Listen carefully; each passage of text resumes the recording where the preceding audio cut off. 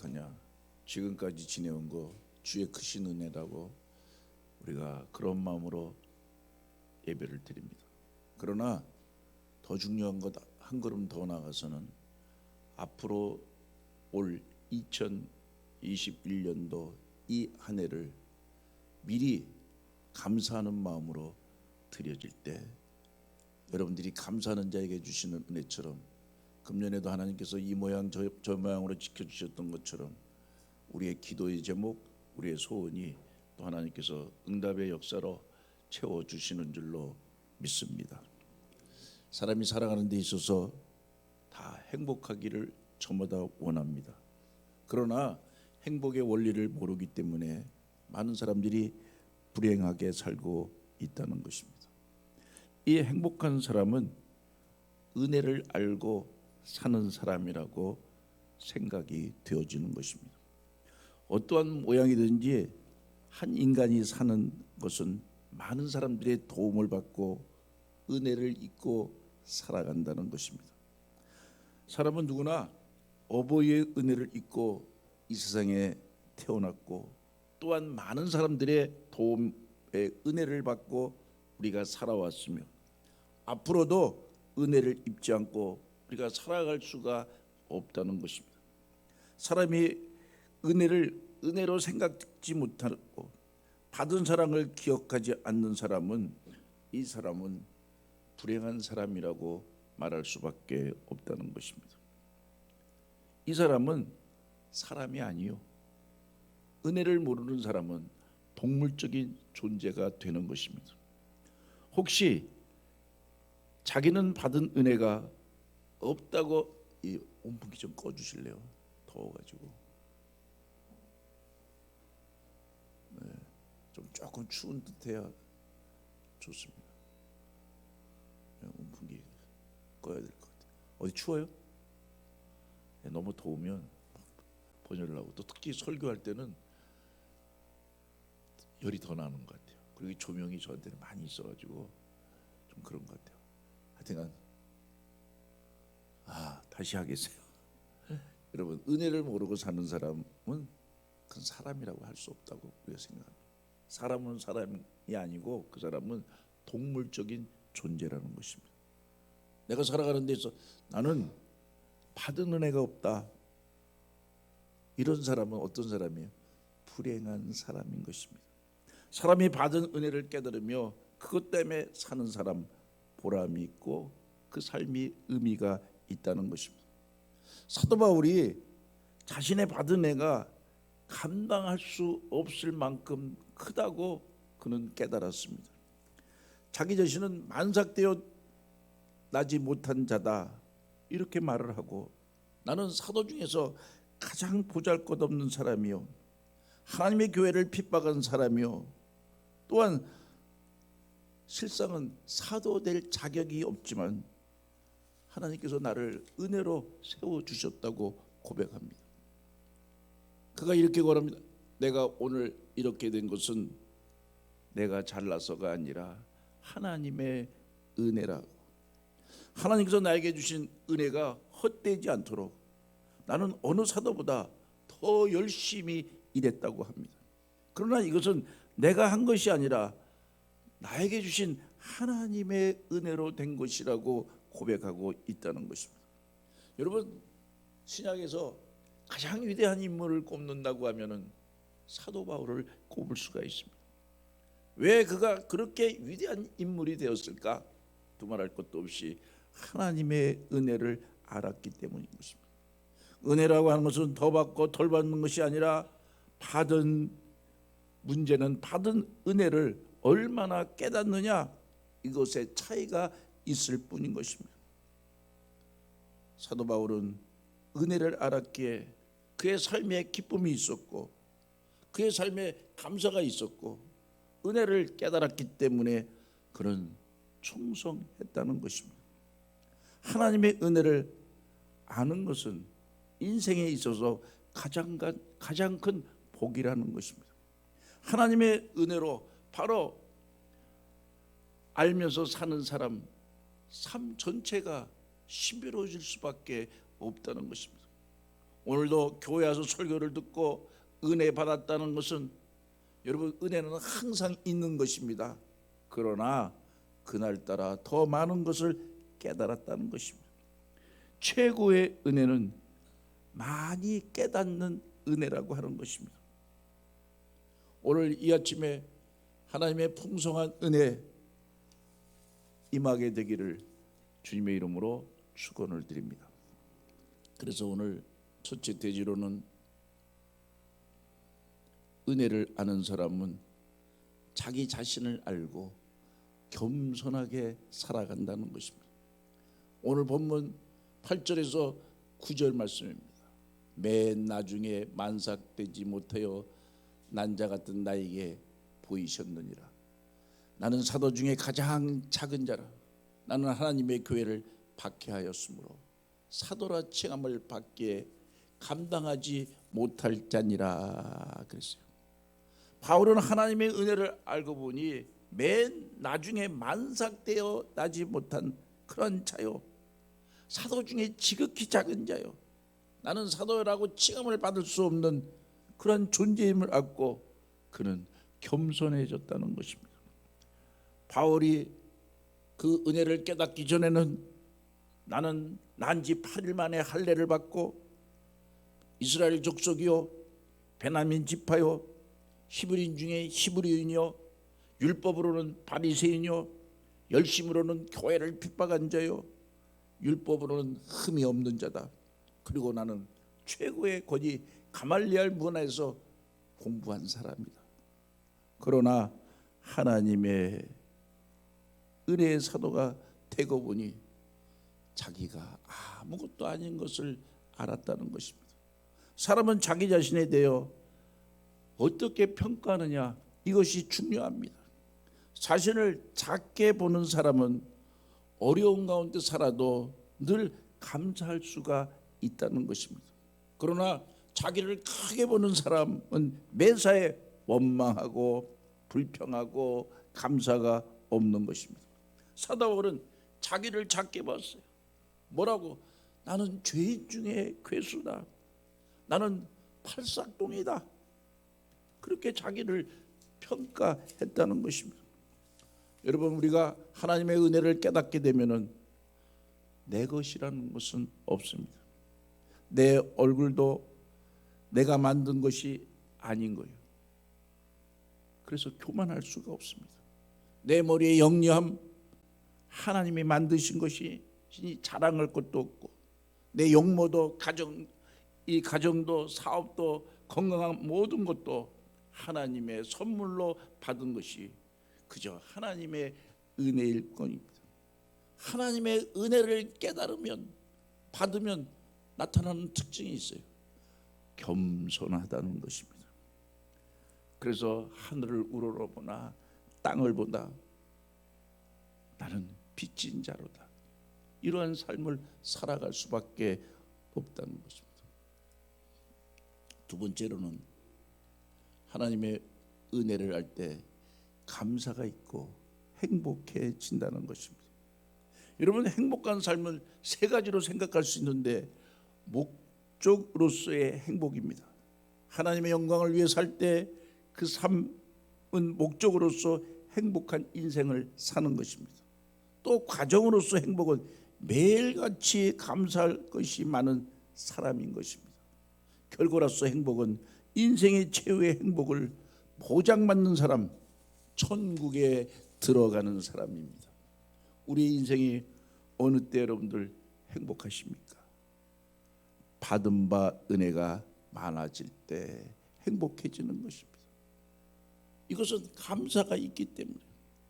여러분, 감사라는 이 헬라어에 보면 유카리오스라고 하는데, 이 말은 은혜에서 유래된 말입니다. 그러므로 감사는 하나님의 은혜를 아는 신앙의 표현이며 신앙의 아름다운 열매가 되어진다는 것입니다. 그런데 사람이 받은 바 은혜가 적고 날마다 빼앗기는 줄 알고 살고 있어요. 이런 사람은 평생 손해보고 사는 인생인 것입니다. 그런데 반대로 준 것은 적고 은혜가 많다고 할 때 그 인생은 행복해지고 감사가 넘치게 된다는 것입니다. 허만 슈타인이라는 사람은 이런 말을 했어요. 노래는 부를 때까지 노래가 아니고, 종은 칠 때까지 종이 아니고, 사랑은 표현될 때까지 사랑이 아니고, 축복은 감사할 때까지 축복이 아니다. 여러분, 인간 최상의 저주는 마음속에 받은 바가 기억되지 않는 감사할 마음을 빼앗기는 것입니다. 한량없는 은혜 가운데서 살면서 항상 부족한 심정으로 불평과 원망으로 가득 찬 사람은 불행한 사람이요, 저주받은 사람이요, 하나님의 은혜를 아는 자는 현재 주어진 현실에 감사로 받는다는 것입니다. 여러분, 사도 바울은 그의 별명을 들자면 감사의 사람이다, 이렇게 별명을 들 수가 있어요. 그가 로마 옥중에서 빌립보 교인들에게 편지할 때 빌립보서 4장 4절과 5절에 이렇게 편지를 합니다. 주 안에서 항상 기뻐하라. 내가 다시 말하노니 기뻐하라. 너희 관용을 모든 사람이 알게 하라. 주께서 가까우시느니라. 여러분, 감옥에 간 사람이 무슨 기뻐할 일이 있겠습니까?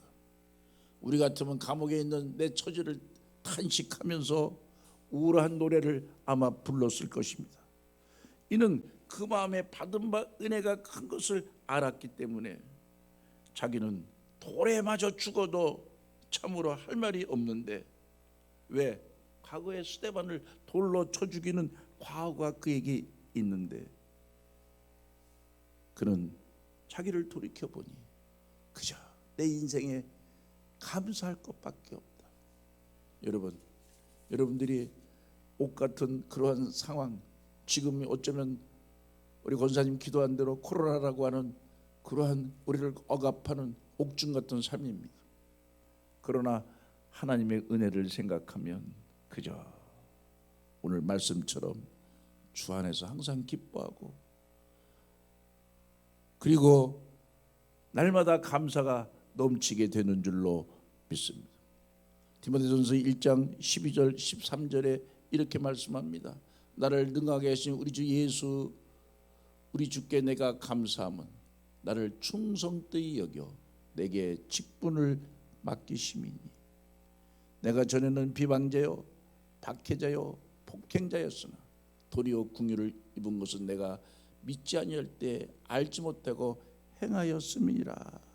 그리고 그는 늘 날마다 고백합니다. 나는 죄인 중에 괴수다. 죄인 중에 괴수라는 거. 옥중에서 그냥 죽어도 받은 바 은혜를 생각하면 감사한데, 내가 지금 생각하면 나 같은 사람 생각할 때 그저 내가 할 수 있는 일은 감사하고 기뻐하는 것입니다. 그래서 사도 바울은 어떠한 처지에 있어든지 그는 감사했어요. 빌립보서 4장 12절에 또 말씀합니다. 나는 비천에 처할 줄도 알고 풍부에 처할 줄도 알아. 모든 일, 배부름과 배고픔과 풍부와 궁핍함에도 처할 줄 아는 일체의 비결을 배웠다. 그래서 자족하는 마음을 가졌다는 것입니다. 그가 질병이 있었어요. 육체에 가시가 있었다고. 학자들은 그가 간질이다 뭐 이런 질병이 있다고 그래요. 그래서 하나님 앞에 기도합니다. 하나님, 내 이 육체의 가시를 걷어가 주세요. 간절히 기도했어요. 그때 응답이 왔어요. 근데 뭐라고 응답이 왔느냐? 뭐라고 하냐? 내 은혜가 족하다. 여러분, 이 얼마나 놀라운 은혜입니까? 많은 사람들은 은혜의 그 미래가 있고 미래에 있고 축복은 약속으로 우리가 알고 현재 은혜를 받지 못했다고 하는 처럼 살아가고 있습니다. 그러므로 우리들 가운데 현실을 내가 괴롭다고 그 사실, 그러나 사도 바울은 자기 자신이 자족하는 사실, 그저 병이 있으면 병대로 감사하고 무슨 일이든지 그는 감사하고 살았다는 것입니다. 여러분, 제가 아는 사람은 남대문 시장 장사를 했어요. 예전의 일입니다는 이북에서 피난 내려와서 근데 남대문 시장 화재가 났어요. 다 타버렸어요. 피난 내려와서 일거러 온 거예요. 부인이 땅을 치면서 통곡을 합니다. 이게 어떻게 본 재산인데 불타 다 날라갔다. 그때 남편이 이렇게 얘기합니다. 여보, 우리가 이북에서 내려올 때 가져온 거 아무것도 없이 내려왔는데 그래도 우리가 불탔지만 그래도 그때보다 있는 것이 너무 많잖아. 그저 있는 거 감사하자고. 우리가 감사할 때 하나님께서 잃어버린 것을 다 채우시고 아마 하나님께서 은혜 주셔서 빌딩도 짓게 해주실 거야. 그런 고백을 했다고. 그런데 그 고백대로 됐다는 것입니다. 여러분, 사는 길이 뭐예요? 어려운 일 닥쳤다고 불평하고 원망하고 다 죽었다고? 아니에요. 사는 길은 어려운 가운데서도 감사할 때 거기에 사는 길이 있고 사는 방법이 있는 줄로 믿습니다. 여러분, 이런 것 가운데 남은 것 있는 줄 아는 사람, 현재에 주어지는데 족한 줄 아는 사람, 참으로 그 사람이 행복한 사람. 과거에 받은 은혜를 현재 조그만 불편으로 인해서 전부 잃어버리는 사람이 우리는 결코 되어서는 아니 되는 줄로 믿습니다. 여러분, 저는 가끔 이런 사람을 봅니다. 많은 도움과 은혜를 입었는데 그저 사사로운 사소한 것 한 가지 때문에 받은 바 은혜를 다 망각하고 원망하고 불평으로 보답하는 사람이 있다는 것입니다. 어떤 분이 결혼해서 시동생들을 잘 어려운 삶인 가운데서도 공부시켰어요. 그런데 공부시켰는데 나중에 그 시동생이 결혼해갖고 그 도움 받으려고, 형수님 내가 사는 게 좀 약간 그런데 우리 조카들도 좀 등록금도 주시고 좀 공부하는데 좀 도움 주세요. 그랬더니 형수님은 사실은 아무것도 해놓은 게 없어. 시동생들 뒷바라지 않으려고. 그래서 대리님, 할 수 없습니다. 지금 이제는 지금 사는 건 나 사는 것도 지금 빠듯합니다. 그랬다고 그냥 과거에 의뢰받은 것은 다 잊어버리고 내 형수님 막 비난을 하면서 전화도 받지 않고 그런다는 얘기를 들었습니다. 여러분, 가장 이 세상에 불행한 사람이 누구예요? 은혜를 모르는 사람입니다. 그러면 누가 이 세상에서 가장 행복한 사람이요? 받은 바 은혜에 족한 줄 아는 사람이 행복한 사람. 오늘 여러분들에게 물어보겠어요. 은혜가 기억되지 않는 사람이 있습니까? 이 사람은 참으로 불행한 사람입니다. 식구가 여러 식구야. 그래서 학교를 다 못 보낼 수가 없어. 그래서 큰딸만 대학을 보내고 그 셋째, 넷째는 대학을 못 보냈어. 근데 한 딸이 그러는 거야. 엄마가 사람 차별한다고. 언니만 대학 보내고 우리는 대학 안 보낸다고 입을 뒤집어 쓰고 그러는 거예요. 불평하고. 그러더니 아이고 살아서 뭐하냐. 그리고 약 먹고 자살하겠다고. 철이 없어서 그랬겠지. 그래갖고 하여튼 어쨌든 살려놨는데 이게 진짜 있었던 일입니다. 근데 한 딸은 또 한 동생은 그래. 그래도 우리 집에서 우리 큰언니가 대학 가는 게 얼마나 감사해. 감사해. 결과고 세월이 지나가 보니까 누가 잘 됐어요? 물어볼 것도 없지. 큰언니 대학 보내고 나는 못 뺐다고 울고불고 약 먹고 막 난리 죽였던 딸은 지금도 고생하고 살아. 그러나 같이 대학을 못 갔지만 그래도 감사하고 사는 그 딸 보니까 하나님이 은혜 주시고 축복해 주시는 것을 봅니다. 여러분, 하나님은 누구에게 복을 주셔요? 감사하는 사람. 그 사람에 축복하시고, 서두에도 말씀드렸듯이 이번 추수감사절 2020년 가만히 이렇게 보면 세상에 이렇게 어려운 일 겪어봤어요? 여러분들 코로나라고 교회 이전하고 그런 가운데서도 하나님 지켜주시는 은혜 감사. 근데 더 감사한 것은 우리에게 새 소망을 주시고 새로운 꿈을 주시는 2021년도를 생각할 때 나는 더욱 감사를 드립니다. 만약 자녀들이 문제가 있어요. 취업의 문제, 학업의 문제, 진학의 문제, 결혼의 문제, 여러 개 있어. 미리 감사를 하세요. 그럼 하나님께서 그 감사한 대로 열매를 거두게 하시는 줄로 믿습니다. 마지막 세 번째로는 은혜를 아는 사람은 자기 일을 잘 감당한다는 것입니다. 오늘 15장 10절을 말씀 보면은 이렇게 말합니다. 내가 나 된 것은 하나님의 은혜로 된 것이니 내게 주신 그의 은혜가 헛되지 아니하며 내가 모든 사도보다 더 많이 수고하였으나 다 같이 내가 한 것이 아니요 오직 나와 함께 하신 하나님의 은혜로다. 사도 바울이 정말 많은 일 했어요. 그러나 자기 자랑 안 합니다.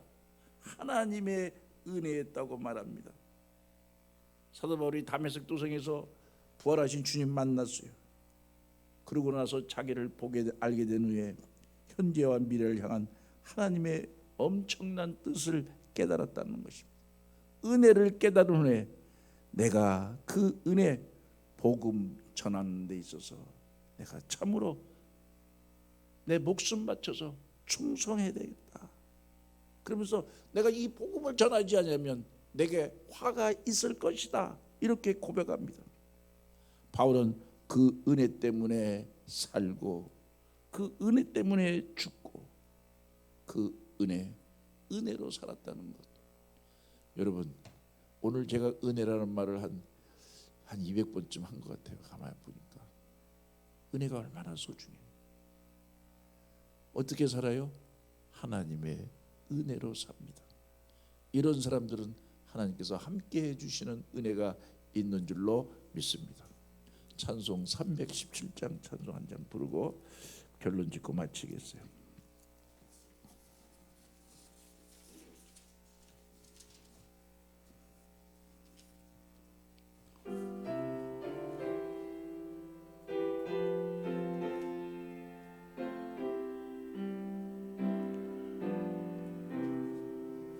내 주 예수 주신 은혜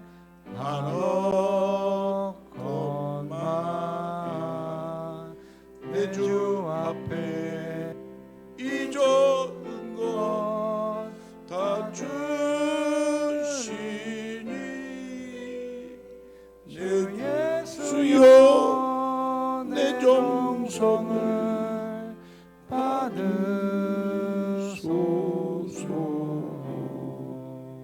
주 날 위해 보배로운 피 흘리사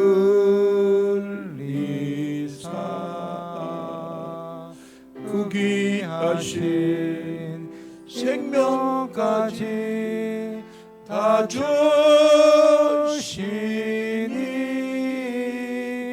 내 천한 몸이 생명을 왜 아끼랴. 주 예수께 빚진 것이 한없건만 나 주 위에 드린 것은 참 적으니 주 예수여 너그럽게 보옵소서. 날 위하여 십자가에 피 흘리사 주 예수의 은혜로서 인치시고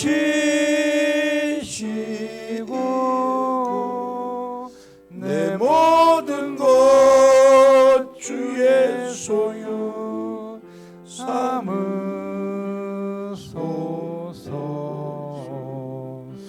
주 날 위해 그 귀하신 몸버리사 이 내 몸을 핏값으로 사셨으니 내 생명도 주 예수께 바치니다.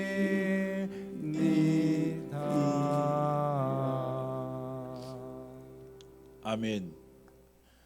찬송하고는 할렐루야. 제가 이발했습니다. 이발. 머리 깎았어요. 근데 제가 이발하는데 제가 깎는 데가 있어요. 예전에는 이발할 수 없어서 깎았는데 요즘에는 일산에 가면 어느 집사님이 하는 광음교회 집사님이 하는 그 미정한 곳에 머리를 꼭 깎습니다. 근데 그분이 가면은 머리 깎는 동안 되게 재밌게 얘기를 해줘요. 젊은 집사님인데 한 40, 됐을까?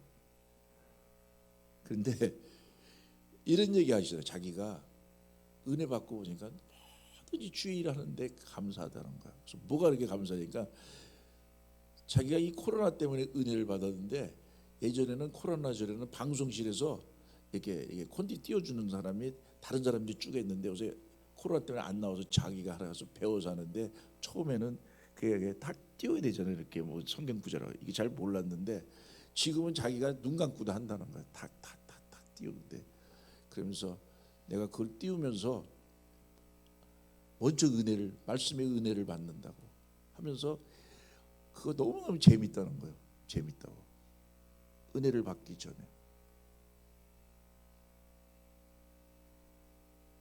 티를 주세요.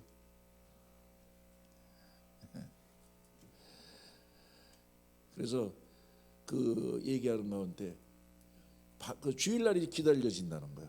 주일날 자기가 그걸 띄운다는 거 방금 탁 띄우는데 야, 그거 띄우는 게 그렇게 별거 아닌 것 같은데 은혜가 되더라고. 뭐 때문에? 은혜를 받고 보니까. 목사도요 은혜가 넘치면 목회하는 게 막 재밌어요. 차나 눈 뜨나 교인 생각만 해요. 근데 은혜가 떨어져 봐. 왜 목회가 이렇게 힘들어? 여러분 은혜 받으세요. 사도 바울이 하나님의 크신 은혜를 깨닫고 보니까 오늘 찬송가처럼 내가 인생의 빚진 자가 되었다. 어느 정도 노력한다고 갚을 수 있는 빚이 아니라는 거예요. 내가 일생을 바쳐 살아도 부족한 빚. 그래서 사도 바울은 내 스스로 종이 되었다 이렇게 말합니다. 은혜를 받았다는 말은 내가 빚을 많이 졌다는 것입니다. 하나님께서 거저 주신 그 은혜, 그래서 나는 빚진 자가 되었다. 하나님의 은혜를 깨달으면 깨달을수록 빚진 자의 심정으로 살아간다는 것입니다. 여러분 사람이 살아가는데 두 가지 종류의 인식을 가지고 살아갑니다. 지금 자기를 유치해서 남보다 많이 배우고 많이 소유하고 많이 누리고 있는 것 당연한 권리라고 생각하는 사람이 있습니다. 여러분 이런 사람이 많아지면 나라가 어지러워집니다.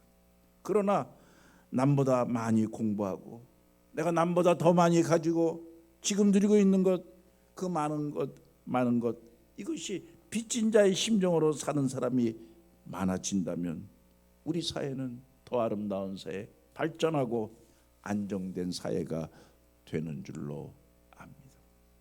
오늘 여러분들 디모데전서 1장 15절 16절에 있는 말씀입니다. 그러나 내가 긍휼을 입은 까닭은 예수 그리스도께서 내게 먼저 일체 오래 참으심을 보이사 후에 주를 믿어 영생을 얻는 자에게 뭐가 되기 위해서 본이 되게 하심이라. 오늘 우리가 꼭 알아야 될 사실이 있어요. 내가 살아가는 데 있어서 하나님의 일을 내가 하는 것이 아닙니다. 내가 하나님의 일을 하도록 하나님이 나를 살려주신 것이에요. 내가 건강해서 하나님의 일을 하는 것이 아니라 하나님께서 일을 하기 위해서 내게 건강을 주시고 내가 지혜가 있어서 하나님의 일을 하는 것이 아니라 하나님 일을 하도록 지혜를 주시고, 내가 물질이 있어서 하나님께 바치는 것이 아니라 하나님의 일을 위해서 바치도록 물질을 주셨다는 것입니다. 로마서 8장 29절에 분명히 말씀하고 있습니다. 사도 바울의 인생가입니다. 나를 보내신 이가 나와 함께 하시는도다. 다 같이 나는 항상 그가 기뻐한 일을 행함으로 나를 혼자 두지 아니하신다. 이것이 은혜. 우리가 하나님의 일을 할 때 하나님은 우리를 절대로 우리를 혼자 두지 아니하신다는 것입니다. 그래서 사도 바울은 그의 결론 고린도서 15장 10절에 이렇게 말합니다. 내가 모든 사람보다 더 많이 수고하였으나 내가 아니요 오직 나와 함께 하신 하나님의 은혜로다. 여러분, 은혜는 하나님의 함께 하시는 것입니다. 그러므로 하나님의 은혜가 넘치는 것입니다. 여러분, 하나님의 은혜가 있다 없다, 은혜를 받았다 이렇게 말하는 것은 상대적인 것입니다. 이것은 횡적이고 수평적으로 다른 사람보다 비교하는 소리일 뿐인 것입니다. 종적으로 절대적인 은혜는 누구나 다 큰 것입니다. 지금 우리가 받고 있는 은혜가 여러분들 얼마나 크다는 것. 그러나 내가 그것을 다만 깨닫지 못하는 것이 문제일 뿐인 것입니다. 결국 은혜를 내가 깨달으면 깨달을수록 하나님의 은혜는 더욱 풍성해지는 줄 믿으시기를 바랍니다. 우리가 살고 있는 생활을 깨닫고 나면 모두가 기적이고 하나님의 은혜인 것, 하나님의 무한한 은혜 속에 내가 살고 있지만 그것이 깨달음이 없다고 하면은 은혜로 알고 있지 못하는 것입니다. 과거에도 큰 은혜 속에서 살아왔습니다. 이것을 에베네셀이라고 그럽니다. 현재 큰 은혜 속에 살고 있습니다. 이것은 임마누엘입니다. 하나님이 우리와 함께 하시기 때문에 내가 살아가는 것뿐이에요. 미래에도 큰 은혜 가운데 살아갈 것입니다. 이것이 여호와 이레라는 것입니다. 하나님께서 큰 은혜를 족하게 우리에게 풍성하게 주실 것입니다. 이것을 믿고 감사하며 우리는 염려하지 말고 살아야 돼요. 이것을 깨닫는 우리에게 하나님이 주시는 그 은혜가 평안히 넘치게 되는 줄로 믿습니다. 오늘 특별히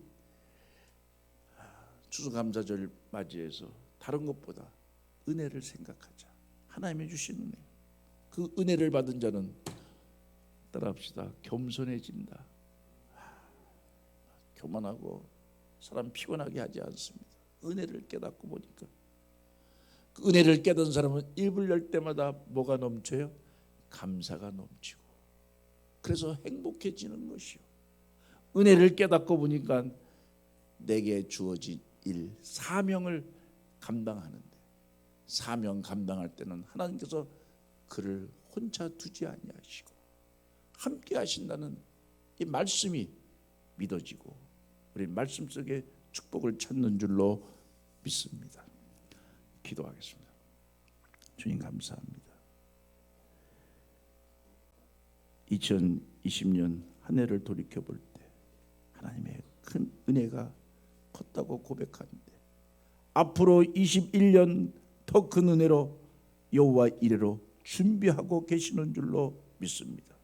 우리가 살아가는 가운데 임마누엘 하시는 하나님과 함께하여 주시고 또 지나고 나서 에베네셀 하나님 여기까지 도우셨다고 하는 그 은혜의 고백이 오늘 넘치는 이번 추수감사주일이 되게 하여 주옵소서.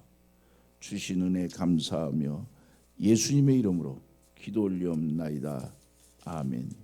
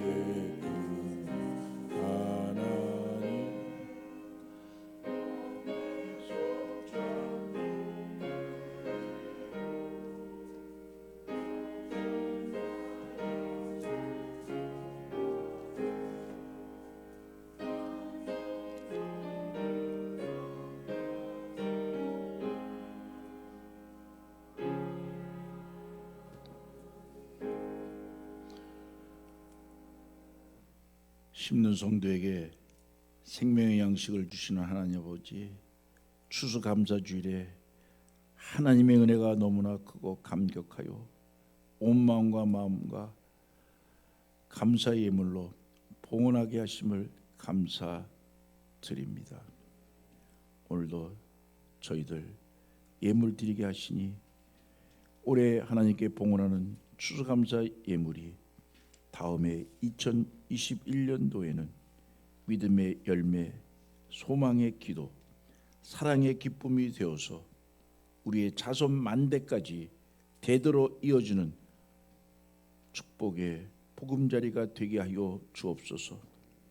봉헌하는 추수감사 예물, 아름다운 삶으로 생육하고 번성하는 축복을 받는 통로가 되게 하여 주시고, 노아가 하나님 받으시기에 정결한 예물을 드려서 하나님을 최고로 섬기게 하신 것처럼 우리도 삶의 중심으로 정성을 다하여 봉헌하오니 추수감사 예물과 더불어 11조 예물, 생일 예물, 선교 예물을 받으셔서 하나님께서 약속하신 복을 베풀어 주옵소서. 구원의 방주이신 교회가 머리가 되시는 우리 주 예수님의 이름으로 축복하며 기도 올리옵나이다. 아멘.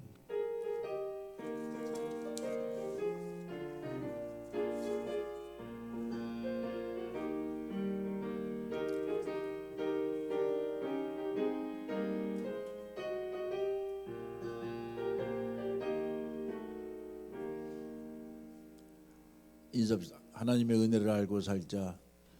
자, 하나님의 은혜를 알고 겸손하게 감사하고 맡겨진 일에 충성 다하며 사는 복된 행복한 사람들 되기를 바랍니다. 그 광고, 오늘 추수감사절 2부 예배는 우리 박조준 목사님 와서 말씀 전해 주십니다. 여러분들 코로나 때문에 잘 안 다니시는데 특별히 우리 성민교회 사랑하셔서 오늘 이번에 오십니다. 오늘 말씀 전하실 때 말씀 받으면 큰 은혜 넘치는 줄로 믿습니다. 동영상 한번 들어볼래요? 목사님 동영상.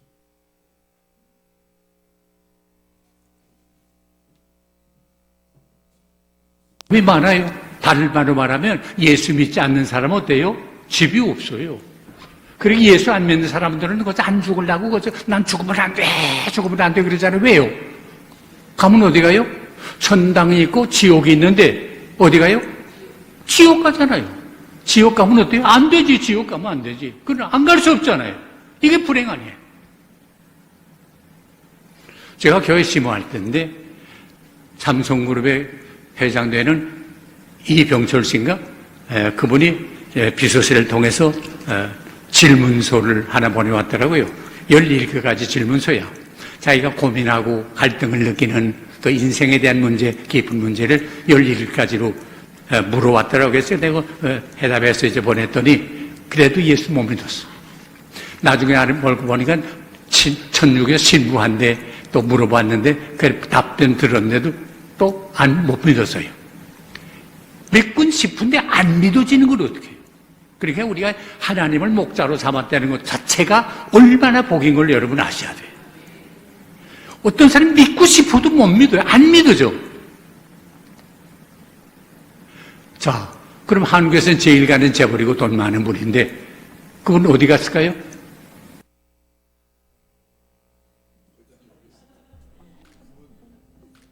어디 갔을까요? 박조준 목사님 여러분들 유튜브에 들어가시면 설교 한 수백 편이 있어요. 근데 저는 자주 봅니다. 한국에 아주 존경받는 목사님. 한국에는 지금은 유명한 목사님들은 많으셔요. 근데 훌륭한 목사님은 없습니다. 나는 우리 박조준 목사님을 가장 훌륭하다고 여기고 그분을 흠모하고 그분을 닮아가려고 노력하고 있습니다. 그래서 오늘 오셔요. 와서 한번 말씀 들어보면, 제가 신학교 다닐 때 그때 박조준 목사님 설교 안 들은 신학생들은 거의 없어요.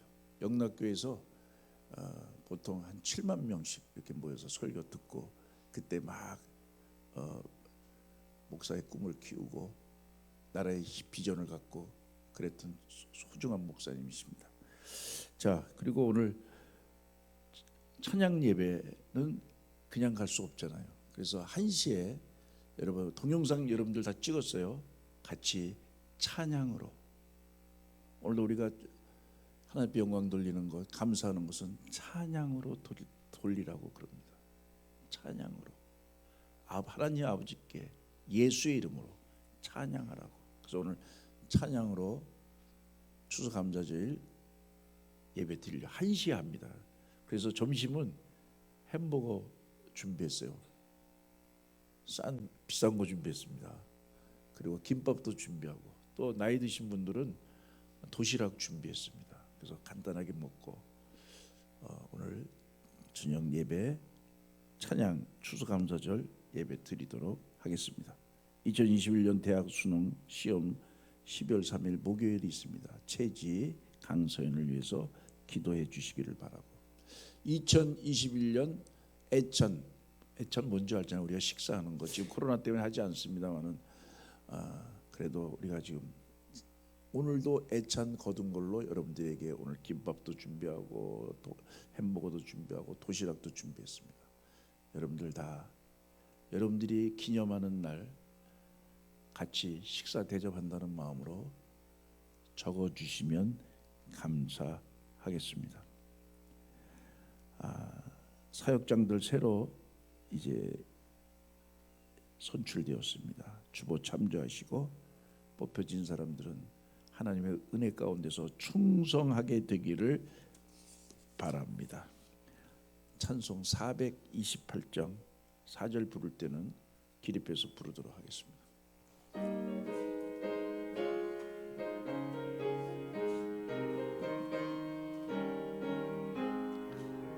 내 영혼의 햇빛 비치니 그 영혼 찬란해. 이 세상 어떤 빛보다 이 빛 더 빛나네. 주의 영광 빛난 광채 내게 비춰 주시옵소서. 그 밝은 얼굴 배울 때 나의 영혼 기쁘다. 내 영혼에 노래 있으니 주 찬양합니다. 주 귀를 기울이시사 다 듣고 계시네. 주의 영광 빛난 광채 내게 비춰 주시옵소서. 그 밝은 얼굴 배울 때 나의 영혼 기쁘다. 내 영혼의 봄날 되어서 주 함께 하실 때 그 평화 내게 깃들고 주 은혜 꽃피네. 주의 영광 빛난 광채 내게 비춰 주시옵소서. 그 밝은 얼굴 배울 때 나의 영혼 기쁘다. 내 영혼에 희락이 있고 큰 소망 넘치네. 주 예수 복을 주시고 또 내려주시네. 주의 영광 빛난 광채 내게 비춰 주시옵소서. 그 밝은 얼굴 배울 때 나의 영혼 기쁘다.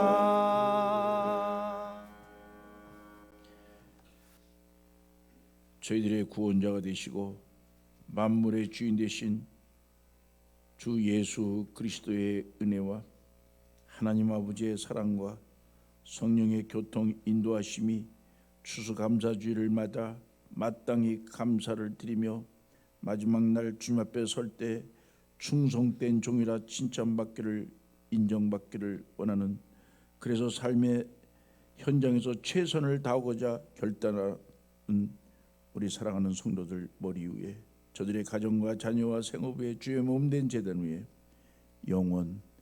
영원토록 함께 계실지어다. 아멘.